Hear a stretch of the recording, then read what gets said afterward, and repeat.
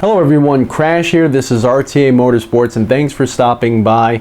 It's been a while since I posted a video. My computer has been down and finally got it back online and got everything all loaded up. So Dirt Rally has finally made it past version 1.0. Actually, it's made it past kind of a while ago, but this is going to be my first time I'm going to be able to review it because now we're at 1.02. I'm going to tell you what I like, what I don't like, and we're going to go into some gameplay. So hopefully you have fun, and don't worry, there's not going to be any fanboyisms at all.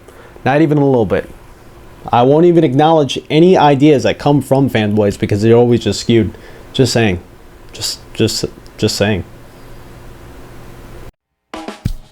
Welcome to RTA Motorsports.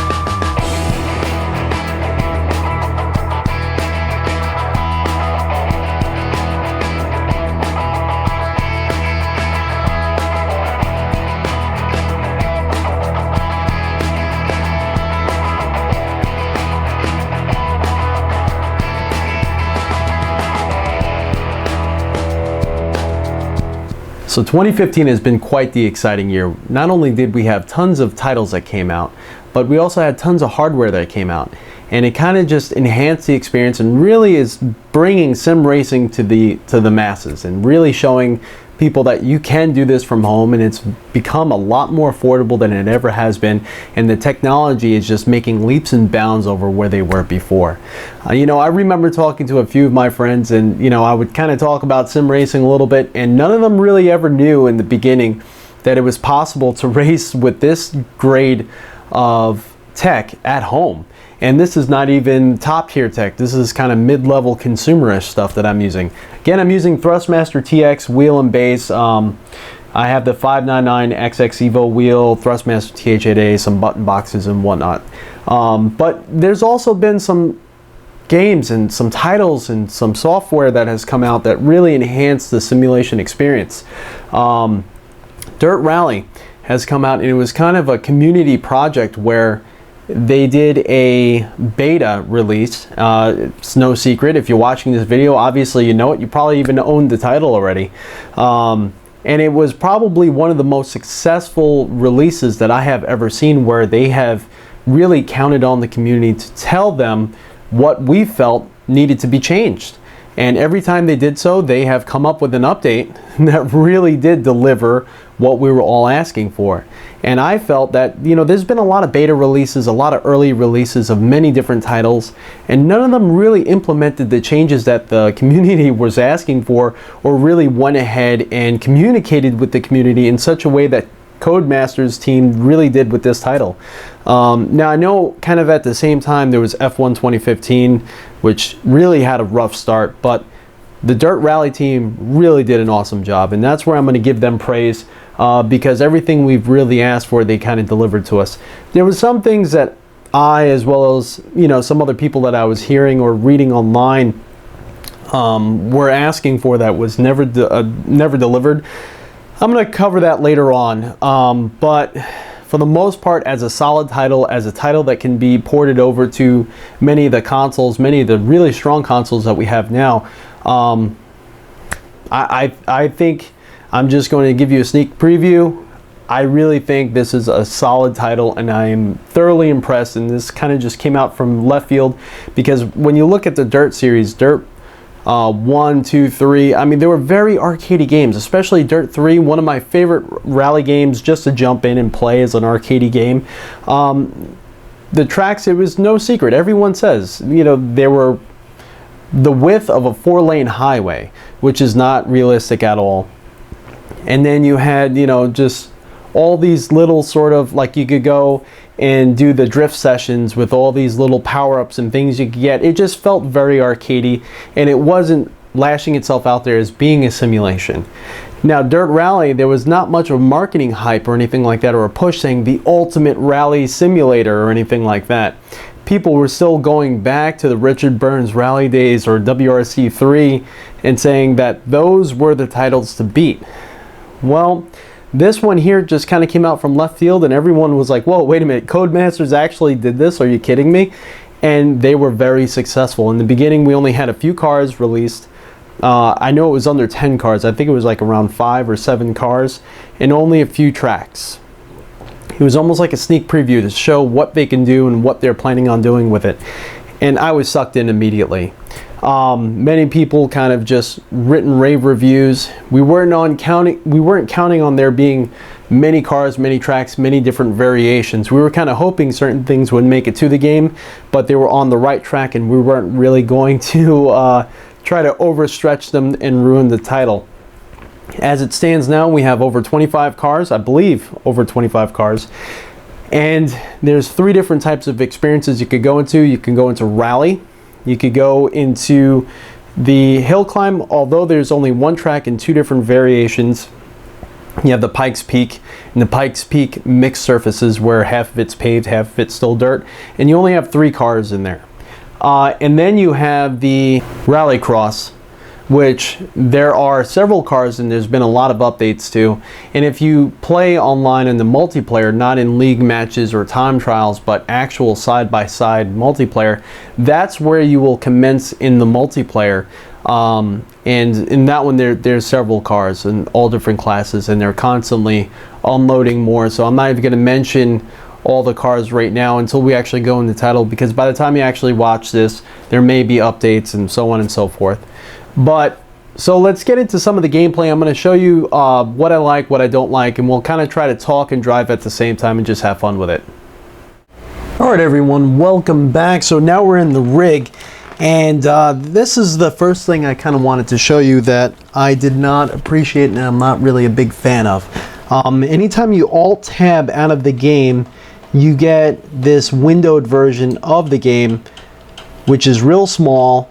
Whereas most titles like iRacing or whatnot, you know, you kind of have to Alt-Tab out from here and there every so often. Maybe if you want to go into simvibe, or if you want to alter things with your Dash Meter Pro, if that's what you use as your dash setup. So every time I Alt-Tab out, kind of brings a small little windowed screen.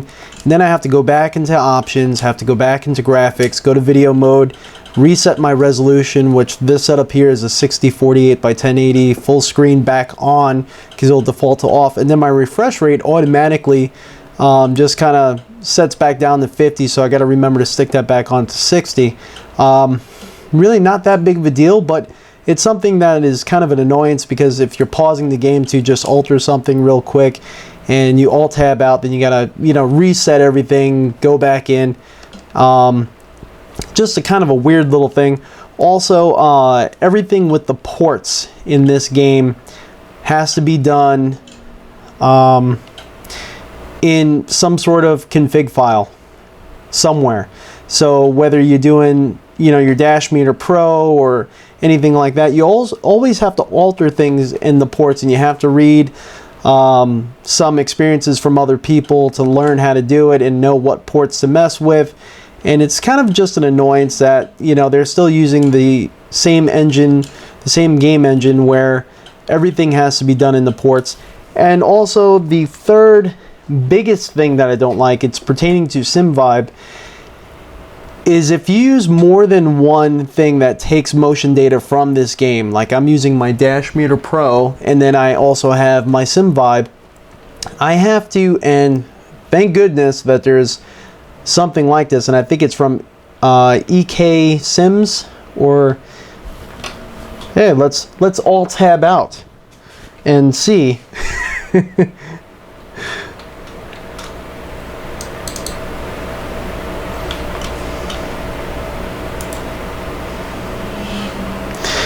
It's Codemaster Proxy Server by Zappadoc, Z-A-P-P-A-D-O-C, but you could get it off of EK Sim Racing's website, and I'll post that in the not in the document, but in the description. You have to use something like this. Where is it? It's right up here. And this is the Codemaster Proxy Server. Hopefully you can see it. It's kind of real small, I know. But what it does is it takes the motion data, and it's a free program, takes the motion data from the game, and then it acts as a proxy server and kind of splits that information out to as many different sort of things you might want. So I send it out to the dash meter out gauge for my Dash Meter Pro, and I also send it back out to my butt kicker through my simvibe. But you know, this is the only title that has that issue where it only can transmit motion data only into one thing at a time. So you know, kind of, I have a feeling it's because of the game engine that they're using still, and there's not going to be anything that we're going to be able to do about that. But you know, at least there was someone that created a program to alleviate that issue. So let's then go back in, make this again full screen.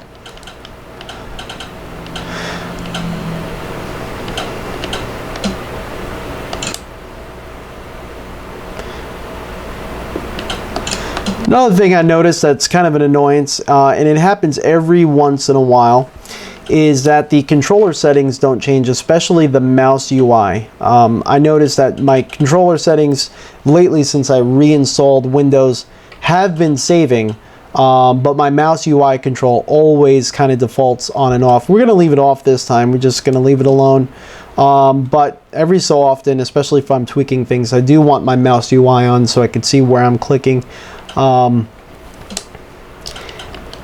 It just, you know, things don't seem to save too well in your settings, which is a little bit odd.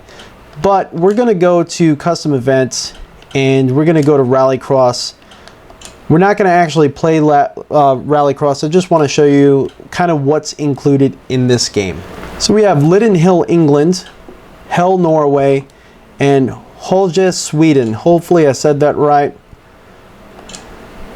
Cars that we have is DS Automobiles DS3, the Ford Fiesta Rallycross, probably one of my favorite. It feels very neutral. The Volkswagen Polo Rallycross. I'm sure right now they're having some issues going through emissions and whatnot with that race car. We have the Peugeot 208 WRX, Mini Countryman Rallycross, and the Subaru WRX STI, which I was the most excited about seeing in this game, but it feels so big compared to the other cars. So we're going to go into there. This is now a hill climb. We have the Pikes Peak and Pikes Peak mixed surfaces, like I was saying. And then the cars, we have the Peugeot 205 T16 Pikes Peak, 591 as far as the horsepower goes. Crazy car. We have the Audi Sports Quattro S1 PP, 598. Probably my favorite car. Feels the most neutral. And the Peugeot 405 T16 Pikes Peak. This car is so peaky with the turbo lag, and when the boost kicks in, it's just crazy. It's a blast to drive, but definitely takes a lot of time and a lot of practice. 607 horsepower, and it's also the lightest one here at 1,940 pounds. Then we go into rally. You see we have Greece, Wales, Monaco. Now a lot of these, they all have different locations, you know, not different locations, different stages that you can choose between long and short. We're not going to go into every single stage. I'm just going to kind of rattle through. We have Argolis, Greece, Powys, Wales. Hopefully I'm saying these correct. Monte Carlo, Monaco, Bumholder, Germany, Jamsa, Finland, Värmland, Sweden, and then we're back to Greece again. I think we're going to do some Swedish racing here because that's kind of like the newest addition to Dirt Rally. And we're going to do Lisvig. It's a longer track.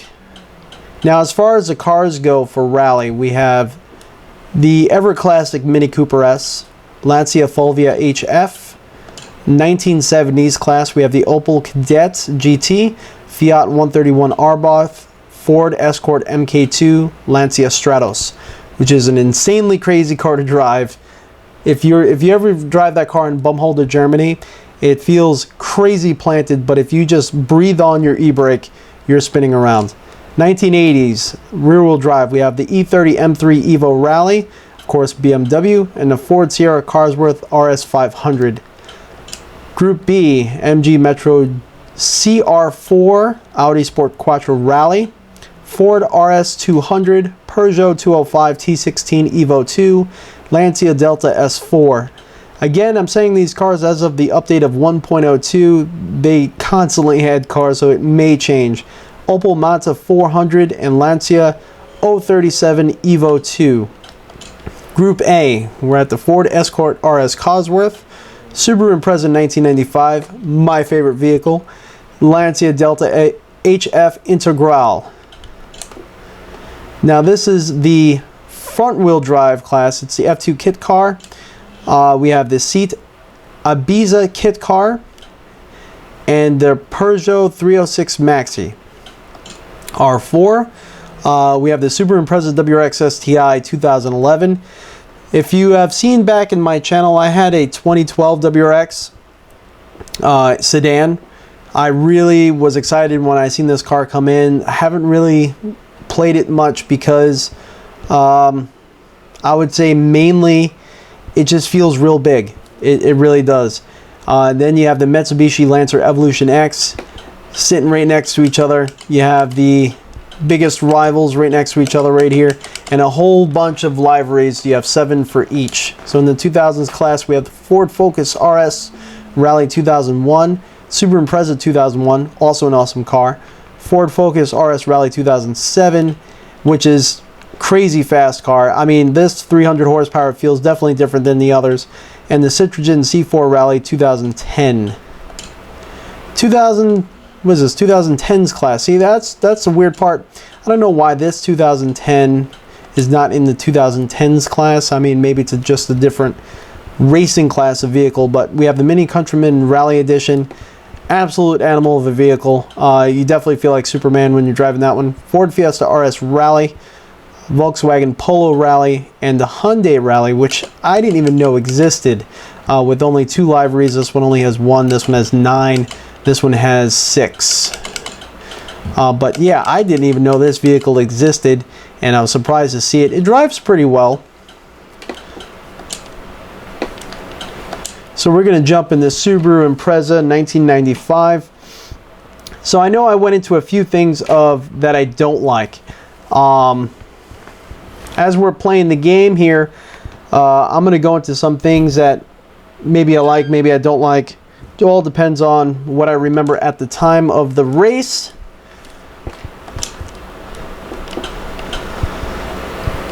So in here, you could go into your setup and you could kind of change everything from your differentials to your gears, whether they're short or long, your dampers.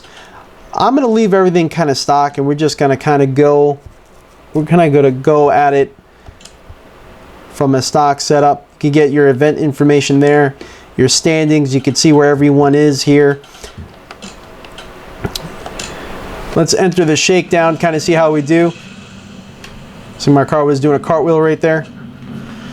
And now we have full control over the position of the camera. Now I've ran through Project Immersion's guide on how to set up the field of view. Now the camera field of view, let's put this back on 0 and see what it does, because I just set it up. So let's see what happens when I set this on 0. Now you can see how it zoomed it way in. We are way far in, and I have my controls here for tilt, up and down, forward and back. But to me, that's way too far, and that's almost a dash cam. Now if we stick this all the way on 1 for a camera field of view, let's see what happens here. It's going to be way zoomed out. Yeah, that is way zoomed out. You can see we could still zoom it in quite a bit, which doesn't feel actually too bad right there. But now my car mirror is completely gone off the screen. I don't know how I feel about that. I think we're going to go back. We're going to cut it in half, and we're going to go back to where we were at 3. Now, here's one thing I don't like as well. You have the transmission in preferences. I think the transmission should be in controller settings because it is a controller setting. You can choose automatic, semi-automatic, manual, sequential, manual, each pattern with clutch, each pattern or sequential, each pattern, clutch or sequential, blah, blah, blah, blah, blah. But I think this should be in the controller settings. You know, you have to go to a different setting window to kind of adjust something that has to do with controllers. A little bit odd to me. Also, the camera field of view, I kind of like that it's here. We're going to take camera shake down, cockpit and wheel. Of course, we have that disabled. Manual windscreen wipers we have on. But, you know, I think that's okay there. Maybe should be in the graphic settings. But I just find this weird to be here. Clutch override, I find that weird to be here as well. Maybe duplicate the setting, I don't know. But what I do like is that Dirt Rally has incorporated all of the settings inside the game, so you could just jump right in and set them. So what I mean is, right here in options, I could go to my preference, I can adjust all my controls, including the button UI, the mouse UI. I could turn it off. If I turn it on in the main menu and I still see the mouse on my screen here, I can turn it off. It's getting annoying. I can adjust my HUD here. We could turn that on. We'll turn the dial off. I only want my co-driver stuff on. Audio, I could adjust all my audio settings here. And my graphic settings, that's a big one. That's something that a lot of games are not doing. I can adjust all my graphic settings while in game, right from the pause menu. And I think that's awesome. I could go from ultra low all the way to ultra without actually having to reset the game, and it's that fast.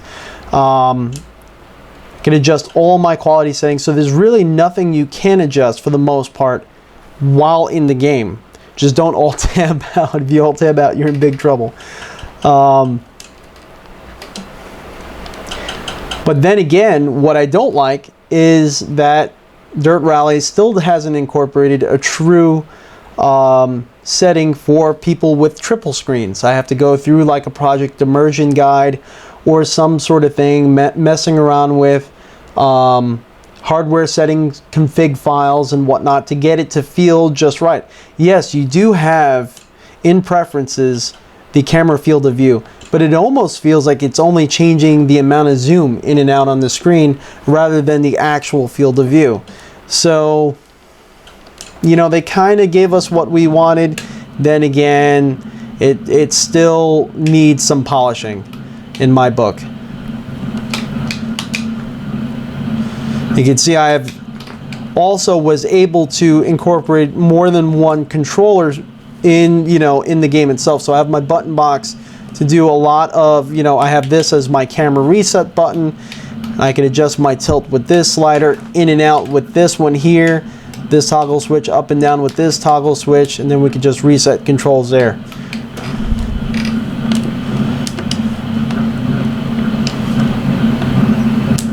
All right.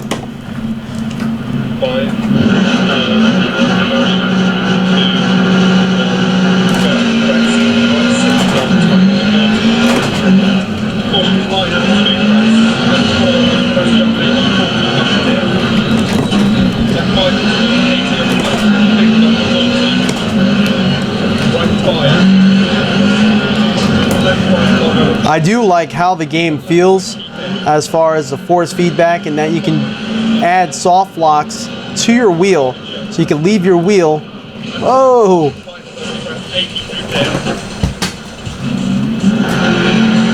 You can leave your wheel at 900 degrees of rotation and just add a soft lock in the game itself, and it'll calibrate it, because not all cars use 900 degrees of rotation too.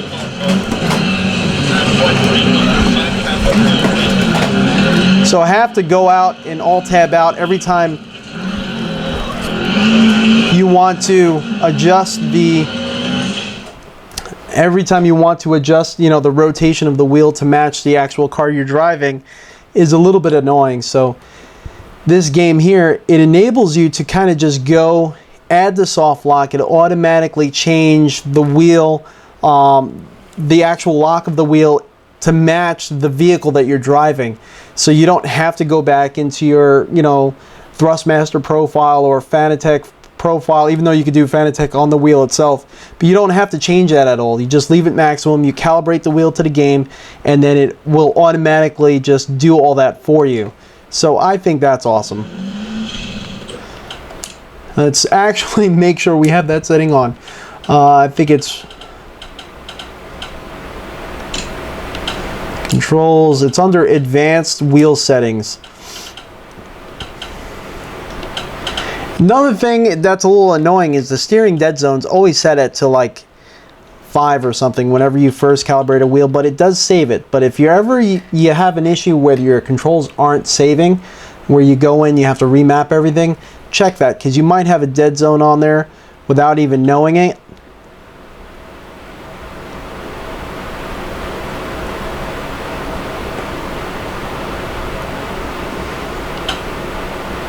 See, this here did not save, which is my clutch. I don't want a clutch dead zone.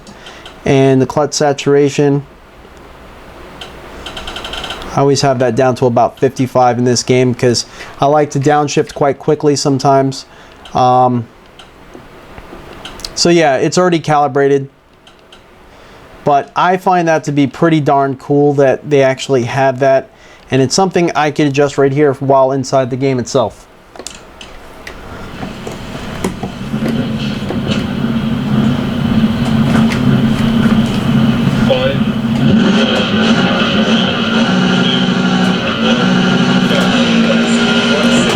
I feel their sounds are really, really solid in this game. The force feedback is really solid. It's the first rally game that I have felt I had to brake as often as I do.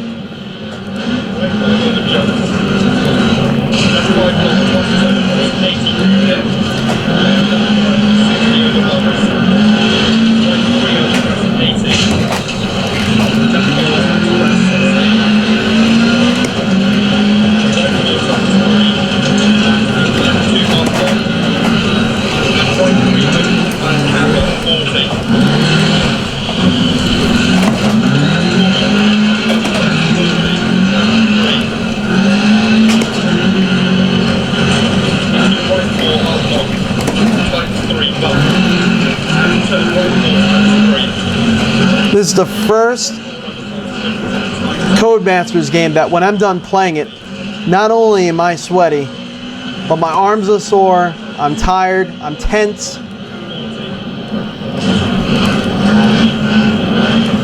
It stresses you out pretty darn good.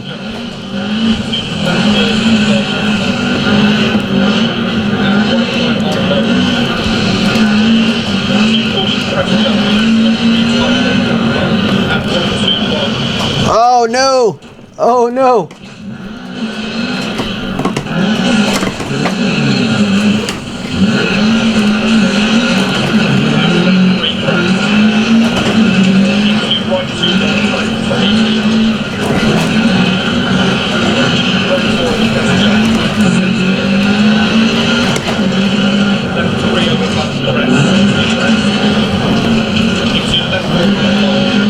It's kind of funny too, because this being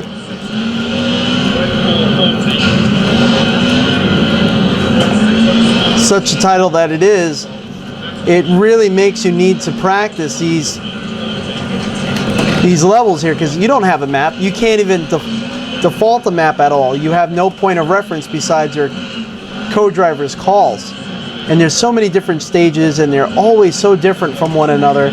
You really have to learn the stages in order to be somewhat competitive, and it takes a lot to do so.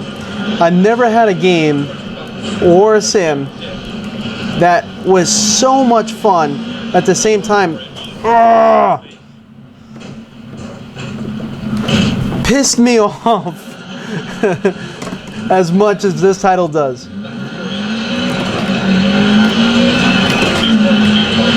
And that's not necessarily a bad thing, because sim racing is not supposed to be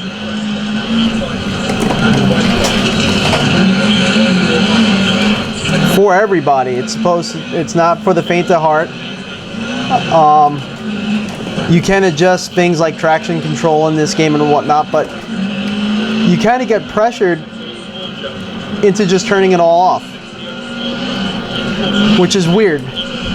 You want to learn the different things in this game as far as the different stages, but you feel, because it's a legit sim, and which is surprising, you almost feel obligated to turn it off. So you're already behind the 8 ball as far as difficulty goes, because now you're playing with no traction control, no stability control.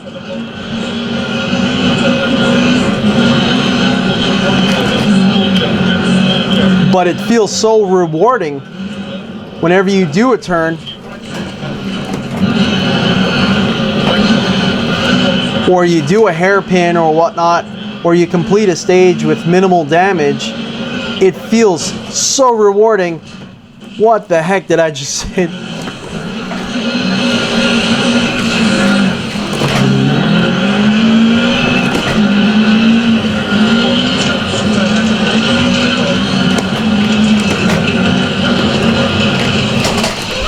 Go! Go! I stalled it! I stalled it right there.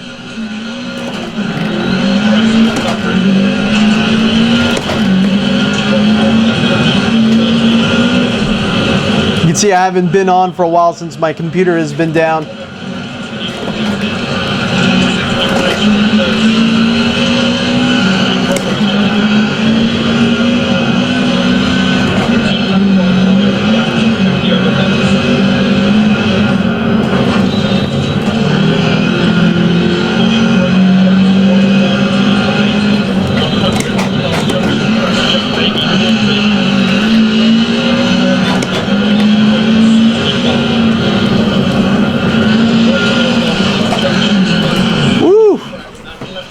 Definitely hit the rear, right in the snowbank. Come on, you can go. Look at all that smoke. I am destroying this vehicle.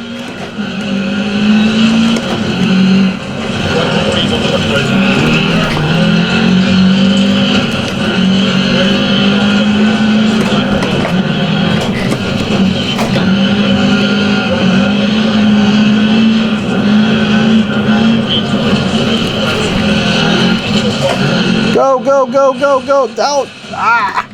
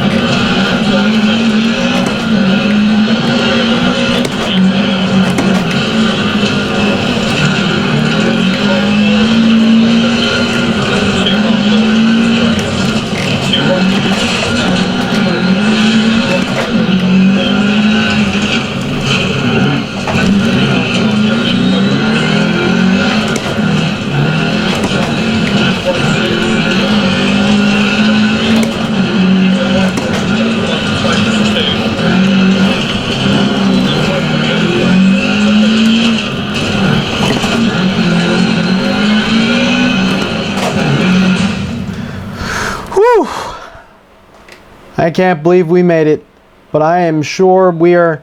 Wow, we're only third. That is immensely surprising. Immensely surprising. But yeah, I hope you all had fun. Dirt Rally, it's definitely an awesome title. It's definitely a very difficult title. And I believe that it captures everything that we wanted in a sim racing title for Rally. And it's only going to continue to grow. There's only going to be more updates. And I'm very proud of the Codemaster team that did work on this title, and I think they definitely have a winning blend here of both simulation, fun, the amount of tracks that are involved, and also a little bit of spark of just door-to-door racing with the Rallycross. So I think you should pick up this title, and I think when it comes out on console, it's going to be pretty neat, and it's probably going to grow just even further and faster. So again, this is Crash, this is RTA Motorsports. Have a great day. See you all out on the track.